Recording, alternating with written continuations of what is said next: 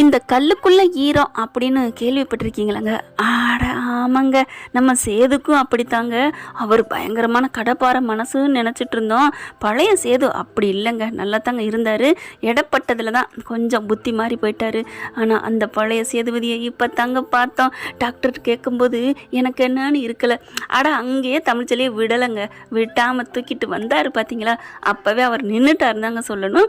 மக்கள் மனசில் சேதுவை போயா வாயா நீலாம் ஒரு ஆளா மனுஷனானு கமெண்ட்ஸில் எக்கச்சக்கமான கழுவி பேர் தான் ஊற்றுனாங்க.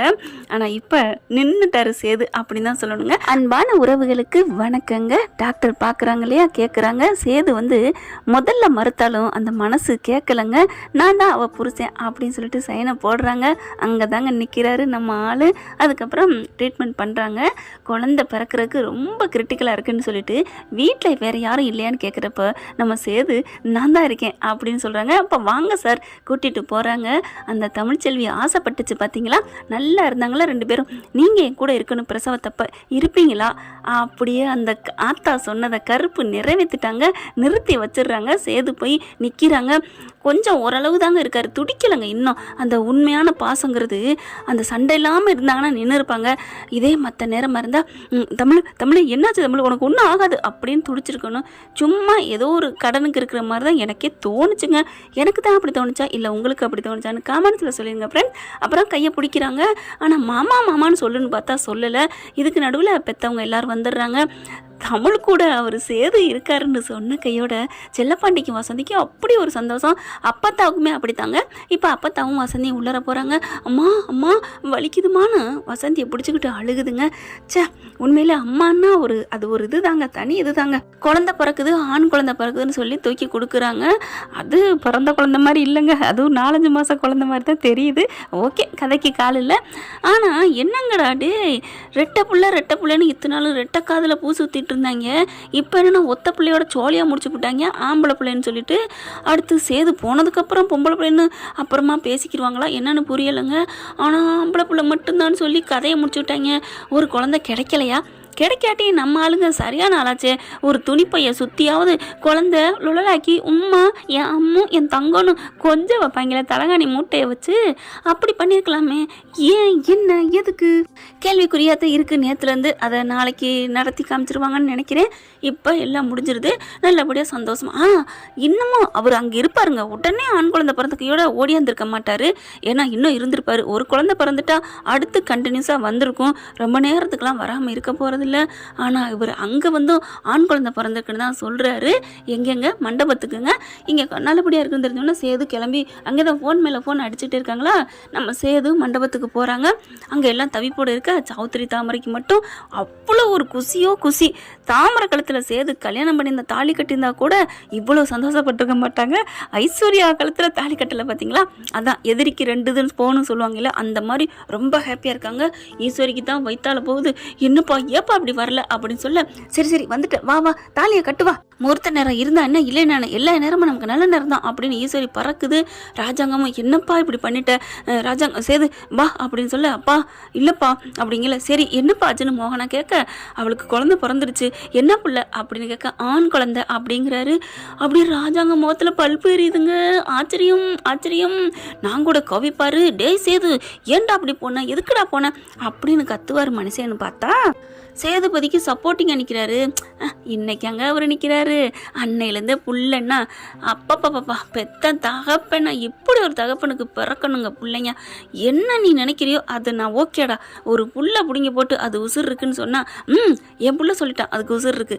கருப்பு கலரை காமிச்சு சிகப்பு கலர்னு சொன்னா, என் புள்ள சொல்லிட்டான் அது சிகப்பு கலர் தான் அப்படின்னு சொல்கிற மனுஷனை ஒரு தகப்பனை இப்போ தாங்க பார்க்குறோம். அப்படி ஒரு தகப்பங்க பிள்ளைக்காண்டி. இப்போ பாருங்க, புள்ள பிறந்துருச்சுன்னு சொன்னோன்னே நீ ஏன்டா வரல எதுக்குடா வரல அப்படின்னு கத்தாம சிரிக்கிறாரு, சந்தோஷப்படுறாரு.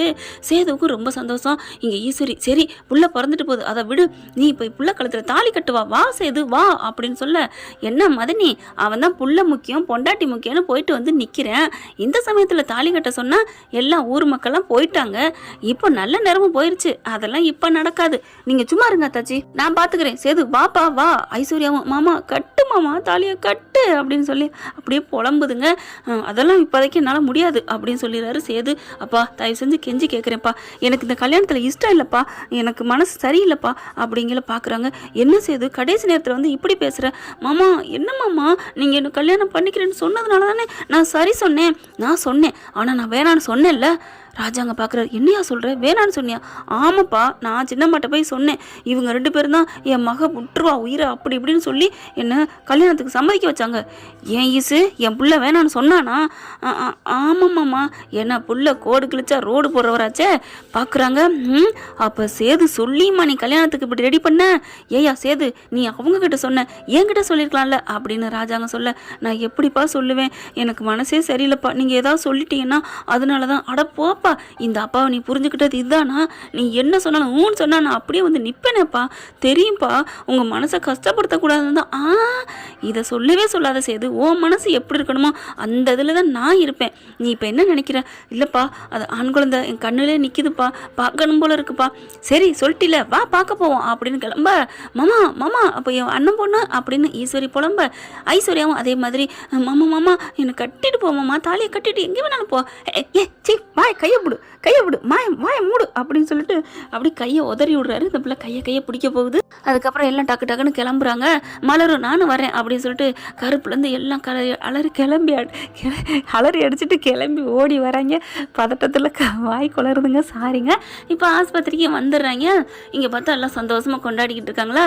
ராஜாங்கத்தை பார்த்துட்டு கிளவிக்கு அப்பத்தாவுக்கு ரொம்ப சந்தோஷம். ஐயா வாயா, நம்ம வீட்டு வாரிசியா அப்படின்னு வேகமாக பிள்ளைய கொண்டாந்து கொடுக்குது. ராஜாங்க அதை வாங்கி பார்த்து அப்படி சந்தோஷப்படுறாரு. ஈஸ்வரி ஐஸ்வர்யா என்ன பண்ணுறாங்க, இதை சும்மா விடக்கூடாது, வாங்க ஆண்டி நம்மளும் போகணும் அப்படின்னு சொல்லிட்டு எல்லாம் கிளம்பி ஆஸ்பத்திரிக்கு போகுதுங்க. இங்கே தமிழ்ச்செல்வி ரொம்ப சந்தோஷமாக இருக்குது. இங்கே சேது எல்லாருமே கிட்டக்க போகிறாங்க. தமிழ்ச்செல்வி பார்த்துட்டு அப்படியே ரொம்ப சந்தோஷப்படுறாங்களா. மாமா அப்படின்னு எந்திரிக்க போகுது. மாமனாரை பார்த்து, இல்லைம்மா இரு ஒன்றும் பிரச்சனை இல்லை அப்படிங்கிறாங்களா. அதுக்கப்புறம் சேது பார்த்துட்டு தமிழ்ச்செல்விக்கு ஒரு கண்ணில் கண்ணி தண்ணி வருதுங்க. ஏன்னா அதாவது குழந்தைய தூக்கி கொஞ்சினதுலேருந்து, பக்கத்தில் நின்னதுலேருந்து, அங்கேருந்து தூக்கிட்டு வந்து துடிச்சதுலேருந்து எல்லாத்தையும் பார்த்துட்டு தானே இருந்தாங்க. எந்த ஒரு பெண்ணாக இருந்தாலும் மனசில் இருக்க எல்லா கோபத்தையும் தூக்கி எறிவாங்க. அதே மாதிரி தான் நம்ம தமிழ்ச்செல்வியும் அப்படி கண்ணாலே கூப்பிட்றாங்க சேதுவை. பக்கத்தில் வராங்க. மாமா அப்படின்னு சொல்லிட்டு ரொம்ப தேங்க்ஸ் அப்படின்னு சொல்ல, தமிழ் அப்படின்னு சேது கூப்பிட்றாங்க. உனக்கு என் மேலே கோவம் இல்லையே அப்படின்னு சொல்ல, அப்போ உங்களுக்கு என் மேலே கோவம் போயிடுச்சா அப்படின்னு கேட்குறாங்க. கோவமா? நான் ஏன் கோவப்படணும்? நான் அதெல்லாம் கோவப்படலை தமிழ், நான் எல்லாத்தையும் மறந்துட்டேன் விடு அப்படின்னு சொல்ல. இல்லை மாமா, நீங்கள் கோவத்தை மறந்துட்டேன்னு சொல்கிறத விட நான் எந்த தப்பும் பண்ணலைங்கிறத நீங்கள் நிரூபிக்கணும். நான் நிரூபிப்பேன் அப்படின்னு சொல்ல. அதை விடு, அதை பற்றியா இப்போ பேசுகிறேன்? இல்லை, நீங்கள் போனால் போகுதுன்னு ஒரு மனிதாபிமானத்தில் விட்டு கொடுத்துலாம் என்கிட்ட நீங்கள் பேச வேணாம்.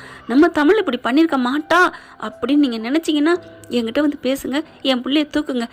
இல்லைன்னா நீங்கள் பண்ண உதவிக்கு நான் நன்றி கடன் பட்டிருக்கேன். காலத்துக்கு உங்களுக்கு நான் அடிமையாக இருப்பேன். நான் அடிமைனா நன்றி கடனோடு இருப்பேன். ஆனால் நீங்கள் வந்து பச்சாபதத்தில் எனக்கு வாழ்க்கை கொடுக்க வேணாம் மாமா அப்படின்னு சொல்ல. ஐயோ தமிழ், நீ அப்படி பண்ணியிருக்க மாட்டேன் விடு.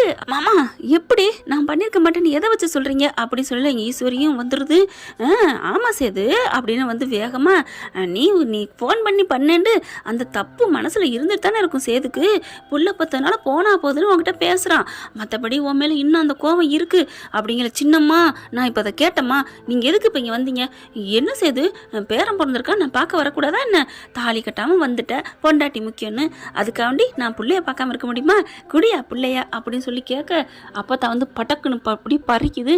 நீ ஒன்றும் தூக்க வேணாம், பிள்ளைய தூக்குறதுக்கு 1000 பேர் இருக்கும், நீ போடி அப்படின்னு திறன்னு இழுத்துட்டு வருதுங்க. அத்தை விடுங்கத்த, நான் ஒன்றும் பண்ணலத்த, ஏன் அப்படி பண்ணுறீங்க? வாடி, நீ என்னென்ன கலகம் பண்ணேன்னு எனக்கு தெரியாது அப்படின்னு இழுத்து கொண்டே வெளில விட்டுறாங்க. அதுக்கப்புறம் என் பிள்ளையும் 2 பேரும் சந்தோஷமாக இருக்கட்டும் அப்படின்னு சொல்லிட்டு வெளியே நிற்கிறாங்க. ராஜாங்க என்ன பண்ணுறாங்க, உடம்ப பார்த்துக்கம்மா அப்படின்னு சொல்லிட்டு வெளில வர்றாங்க. அதுக்கப்புறம் செல்லப்பாண்டி, ஐயா அப்படின்னு கூளை கும்பிடு போட, எதுக்கு நீ இப்படிலாம் பண்ணுற, நீ நிமிர்ந்து நில்லு அப்படிங்கிறாங்க. என் வீட்டு சிங்க குட்டியை பெற்று கொடுத்துருக்குறா உன் மக, அப்புறம் என்ன விடு, என் வீட்டு வாரிசு பிறந்திருக்கு. டே, இந்த ஆஸ்பத்திரிக்கு எல்லாருக்கும் இன்னைக்கு நம்ம தாண்டா விருந்து கொடுக்குறோம் அப்படின்னு சொல்ல. அப்படியே சேது ஓகேம்மா ஓகே அப்படின்னு சொல்லிட்டு உடனே ஆர்டர் பண்ணுறாங்க. எல்லாருக்கும் சாப்பாடு கொடுக்குறாங்க. அதுக்கு முன்னாடி எல்லாருக்கும் ஸ்வீட் கொடுக்குறாங்க. அப்படி ஒரு சந்தோஷமாக கொண்டாட வசந்தியும் செல்லப்பாண்டியும் தமிழ்கிட்ட போயிட்டு, ஏண்டி இப்படி பண்ணுற, உன் மேலே எவ்வளோ உயிராக இருக்காங்க பார்த்தியா, பாருடி உன் மாமனார் இங்கே இருக்கிற எல்லாருக்குமே சாப்பாடு போடுறாங்கடி அப்படின்னு சொல்லிட்டு இருக்கேல. அதை விட ஒரு அதிர்ச்சி என்னன்னா, பிறந்த குழந்தை 50 பேர்த்துக்குமே மோதிரம் போடுறாங்க. இங்கே பாருடி அப்படின்னு சொல்ல சந்தோஷமாக சிரிக்குது நம்ம தமிழ். ஏண்டி சிரிக்கிற? ஒன்றும் இல்லைம்மா, எனக்கு சந்தோஷமாக தான் இருக்குது இல்லைங்களே, ஆனால் உள்ளுக்குள்ள மனசு ரணப்பட்டு போயிருக்குமா.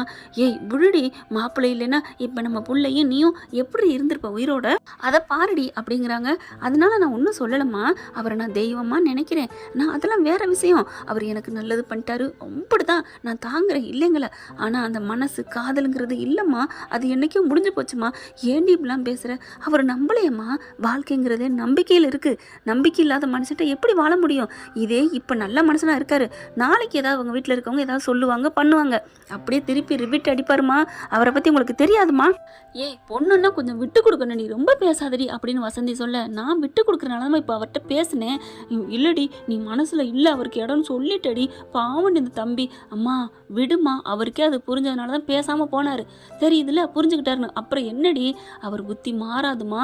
அங்கிட்டுக்கிட்டு அலைஞ்சிக்கிட்டு இருக்கிற மனசு, அன்பு வச்சிருக்காரு, நல்ல மனசு உள்ளவர் தான். ஆனால் வேணாம்மா, என் பொண்டாட்டி அப்படி இல்லை அப்படிங்கிறத நினச்சிருக்கணும். எந்த ஒரு புருஷன் பொண்டாட்டி நம்பிக்கையில் தான் வாழணும். எப்படி அப்பட்டமாக அவர் மேலே பழி போட்டாங்க, குடும்பமே அவங்க பெத்த தகப்பனே பழி போட்டாங்க. அந்த தாமரை கூட ஒன்றா இருந்தாருன்னு நான் நம்பினேன்னா என் புருஷன் அப்படி இல்லைன்னு சொன்னேன்ல. ஏன்னா அவர் மேலே எனக்கு இருக்கிற நம்பிக்கை, என்னை தவிர அவர் வேற எந்த பொண்ணையும் தொடக்கூட மாட்டாருன்னு நினைக்க கூட மாட்டாருன்னு என் உள் மனசு எப்படி நம்புச்சு. அது மாதிரி அவர் ஏமா நம்பலை அப்படின்னு சொல்லிட்டு அழுகுறாங்க. கரெக்டாக பார்த்தா காவியா வர்றாங்கங்க. காவியாவும் அவர் போஸும் வராங்க. டேய் நீ எப்படா இங்கே வீட்டுக்கு போனோம், எல்லாரும் இங்கே வந்துட்டான் இங்கே சொன்னாங்க, அதான் வந்தோம் அப்படின்னு சொல்லிட்டு உள்ளுக்கு வராங்க. வந்துட்டு தமிழே அப்படின்னு காவியா வேகமாக வர, வாங்க காவியா, போஸும் வந்துடுறாருங்க. குழந்தைய பார்க்குறாங்க. சூப்பர் சூப்பர் அப்படின்னு சொல்லி தூக்கி வச்சு கொஞ்சுறாங்க. கொஞ்ச நேரம் தமிழ்கிட்ட பேசிட்டு, இரு தமிழ் நான் ஒரு விஷயம் சொல்லிட்டு வர்றேன் அப்படின்னு வெளியில போறாங்க. ராஜாங்கம் சேது எல்லாரும் இருக்கையில, உங்ககிட்ட ஒன்று சொல்லணுமாமா. என்னம்மா சொல்லணும் அப்படின்னு சொல்ல, தமிழ்ச்செல்வியை நீங்கள் மனசார ஏற்றுக்கிட்டீங்களா, மன்னிச்சிட்டிங்களா? என்னம்மா பண்ணுறது, ஏற்றுக்கிட்டம்மா, அப்போ மன்னிக்கல அப்படித்தானே? சேதுவும் ராஜாங்கமும் அப்படின்னு நிற்கிறாங்க, திருன்னு முழிச்ச மாதிரி. என்ன நிற்கிறீங்க? இல்லைம்மா, அவள் பண்ண தப்புக்கு அந்த மன்னிப்புங்கிறது மனசு கேட்க மாட்டேங்குது. ஆட பேசாமல் வாயை மூடுங்க மாமா, என்ன நினச்சிட்டு இருக்கீங்க? தமிழ் அப்படி பண்ணியிருப்பாங்க நீங்கள் நினைக்கிறீங்களா அப்படின்னு வேகமாக பேசுது காவியா. இங்கே ஈஸ்வரி ஐஸ்வர்யா எல்லாரும் திருன்னு முழிக்க, அப்போ தான் வெளில வந்துடுது. என்னடி சொல்கிற, என்ன சொல்கிற சொல்லு அப்படின்னு அப்போ தான் கேட்க, அப்போ தான் ஒரு முக்கியமான உண்மையை நான் சொல்ல போறேன் அப்படின்னு சொல்ல, என்னடா சொல்ல போற அப்படின்னு கேட்குறாங்களா. அதுக்கப்புறம் பார்த்துட்டு ஐஸ்வர்யா பார்க்குது, புட்டுச்சு இழுத்தாந்து வச்சு காலில் விழு அப்படின்னு சேது காலில் விழ வைக்கிறாங்க. ஐஸ்வர்யா போய் தம்மான்னு காலில் விழுகுது. என்னாச்சு, என்னம்மா என்ன அப்படின்னு கேட்க, காவியா அடுத்தடுத்து சொல்ல ஆரம்பிக்குது. அந்த வீட்டில் நடந்த எல்லா குழப்பத்துக்கும் இவ தான் காரணம் அப்படின்னு சொல்லிட்டு, என்ன சொல்ற?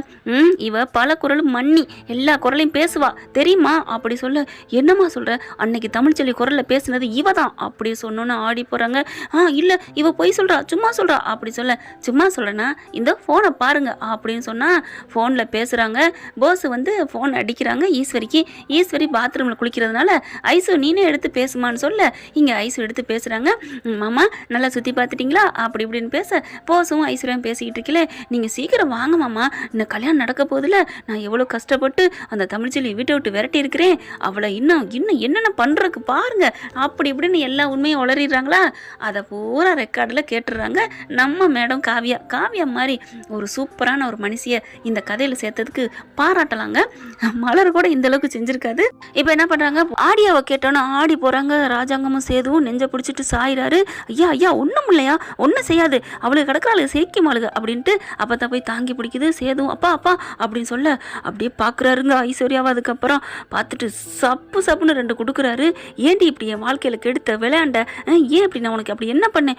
இல்லைம்மா அது வந்துச்சு, நீங்களாம் ஒரு மனுஷ ஜென்மம்மா அப்படின்னு சொல்லிட்டு செம்மையா காரி அப்படின்னு துப்புறாங்க. ராஜாங்க இப்படி சாட்டை இல்லைன்னா சாத்திடுவேன், என் வீட்டு உப்பை தின்னுட்டு என் வீட்டில் அதுவும் தாலியை கட்டணுமாமே, எப்படி உனக்கு கட்டுவாங்க கேவலமானவளை அப்படின்னு சொல்ல, மலர் என்ன பண்ணுது, மாமா விடுங்க ஏன்ட்ட விடுங்க அவளை அப்படின்னு சும்மா சேலையை தூக்கி சொல்லிட்டு வச்சு சாத்துது. ஈஸ்வரி ஐயோ விடுங்க அப்படின்னு சொல்ல, என்ன விடுங்க, எல்லாத்துக்கும் நீ தாண்டி உடந்த, நீ மட்டும் என்ன நல்லவளா? ஐயோ மாமா அப்படிலாம் இல்லை மாமா அப்படின்னு நடிக்குதுங்க ஈஸ்வரி. இங்கே பார், எனக்கு என் வீட்டுக்கு வாரிசு வந்திருக்கு, என் பேரன் பிறந்திருக்கான், அதனால உங்களை நான் விட்டுறேன், வீட்டுக்கு வந்ததுக்கப்புறம் உங்களுக்கு வச்சுக்கிறேன் தீர்ப்பு அப்படின்னு சொல்லிட்டு உள்ளுக்க போகிறாங்க. போயிட்டு அப்படியே காலை பிடிச்சிட்டு சேதுவும் ராஜாங்கமும் அப்படியே அழுகுறாங்க. தமிழ்ச்செல்வியை ஐயோ மாமா விடுங்க விடுங்க அப்படின்னு சொல்லிட்டு எந்திரிச்சு உட்காந்துக்கிட்டு காலை விடுங்க, ஏன் மாமா அப்படிங்கல. இல்லைம்மா இப்போ தான் எல்லாம் காவியா சொன்னா, எல்லாம் நான் பார்த்துக்கிட்டு கேட்டுக்கிட்டு தான் இருந்தேன் மாமா, நான் தான் சொன்னனே, நீங்கள் யார் நம்பினது, என்னை மன்னிச்சிரு தமிழுன்னு உட்காந்துட்டு அழுகிறாரு. நீ என்ன சொன்னாலும் சரி, நான் மன்னிப்பு கேட்குற கூட அருகதையே இல்லாதவன் அப்படின்னு சொல்லிட்டு 2 பேரும் மன்னிப்பு கேட்குறாங்க. தமிழ்ச்செல்வியை மன்னிச்சாலா இல்லையாங்கிறத பார்க்கலாம் ஃப்ரெண்ட்ஸ். தொடர்ந்து இந்த பதிவு உங்களுக்கு பிடிச்சிருந்துச்சுன்னா உங்கள் பொண்ணான கையில் ஒரு லைக்கை போட்டு சப்ஸ்கிரைப் பண்ணி ஆதரவு கொடுத்துருங்க அன்புறவுகளே. Thank you friends. இந்த வீடியோ உங்களுக்கு பிடிச்சிருந்தா தயவு செய்து லைக் பண்ணுங்க. இன்னும் அப்டேட்ஸ்க்காக சேனலை சப்ஸ்கிரைப் பண்ண மறக்காதீங்க. நம்ம கிட்ட இருக்க எல்லா சேனல்ஸோட லேட்டஸ்ட் வீடியோ அப்டேட்ஸ்க்காக மேல ரைட் சைடுல காட்டுற லிங்கை கிளிக் பண்ணி வாட்ஸ்அப் குரூப்ல ஜாயின் பண்ணுங்க. உங்களிடம் விடைபெறுவது நான் உங்கள் மெஹர்.